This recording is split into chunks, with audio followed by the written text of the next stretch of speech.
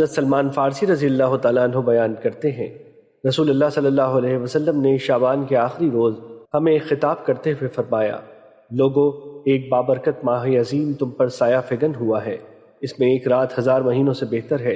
اللہ نے اس کا روزہ فرض اور رات کا قیام نفل قرار دیا ہے۔ جس نے اس میں کوئی نفل کام کیا تو وہ اس کے علاوہ باقی مہینوں میں فرض ادا کرنے والے کی طرح ہے، اور جس نے اس میں فرض ادا کیا تو وہ اس شخص کی طرح ہے جس نے اس کے علاوہ مہینوں میں 70 فرض ادا کیے۔ وہ ماہ صبر ہے، جبکہ صبر کا ثواب جنت ہے۔ وہ غمگساری کا مہینہ ہے، اس میں مومن کا رزق بڑھا دیا جاتا ہے۔ جو اس میں کسی روزہ دار کو افطاری کرائے تو وہ اس کے گناہوں کی مغفرت کا اور جہنم سے آزادی کا سبب ہوگی، اور اسے بھی اس یعنی روزہ دار کی مثل ثواب ملتا ہے، اور اس کے اجر میں کوئی کمی نہیں کی جاتی۔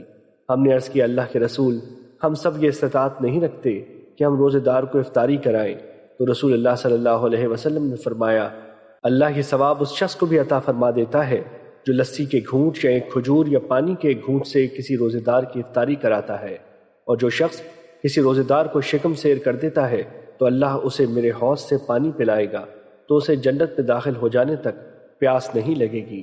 اور وہ ایسا مہینہ ہے جس کا اول عشرہ رحمت، اس کا وسط مغفرت اور اس کا آخر جہنم سے خلاصی ہے، اور جو شخص اس میں اپنے مملوک سے رعایت برتے گا تو اللہ اس کی مغفرت فرما دے گا اور اسے جہنم سے آزاد کر دے گا۔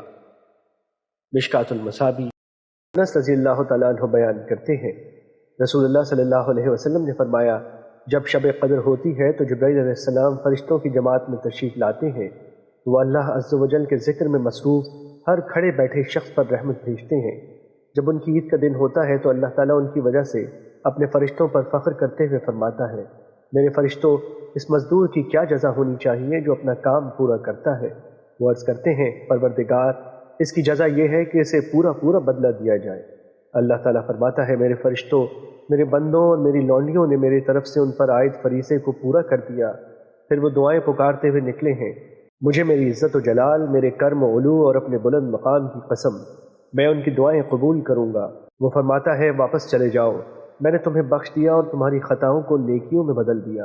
آپ صلی اللہ علیہ وسلم نے فرمایا، وہ اس حال میں واپس آتے ہیں کہ ان کی مغفرت ہو چکی ہوتی ہے۔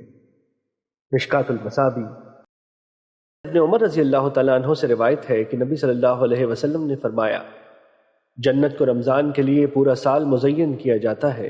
فرمایا، جب رمضان کا پہلا دن ہوتا ہے تو عرش کے نیچے جنت کے پتوں سے ہوا چلتی ہوئی حور عین تک پہنچتی ہے، تو وہ کہتی ہے، رب جی، اپنے بندوں میں سے ہمارے شوہر بنا دے، ہم ان سے اپنی آنکھیں ٹھنڈی کریں اور وہ ہم سے اپنی آنکھیں ٹھنڈی کریں۔